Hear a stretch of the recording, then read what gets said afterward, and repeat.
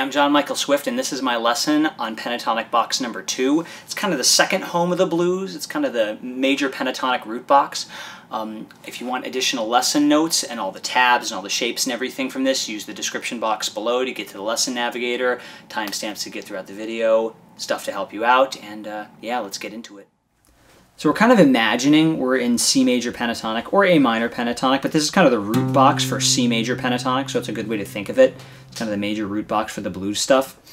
I usually think of this one as starting with the middle finger on the 8th fret of the E string. It's a good way to start it. So if you have that, you go 8, 10 with the pinky, 7 with the pointer, 10, 7, 10, 7, 9, 8, 10, and then 8, 10 again. And make sure you do it descending. You go 10, down to 8, 10, 8, 9, 7, 10, 7, 10, 7, 10, 8. Now there's a couple different ways to finger this one.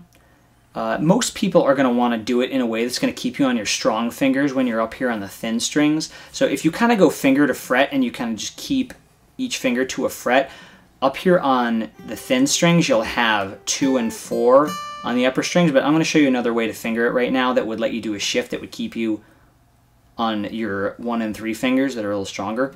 So you'd still start out 2, 4, and then you go 1, 4, 1, 4, 1, 3. Then you kind of slinky 1 up to the 8th fret. So you're doing 1, 3, and 1 and 3 up on the top. And then as you're going down, you're still doing 1, you're going 3, 1, 3, 1. You kind of slinky 3 down to then being on the 9th fret there. And then you're still on 1 and 3.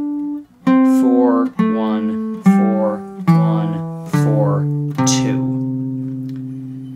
Now it depends on what kind of music you're playing, but if you're playing the blues with this, you're often going to want to have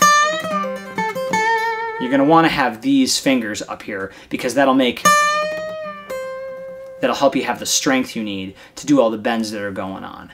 So that's one way to finger it that's pretty common for people.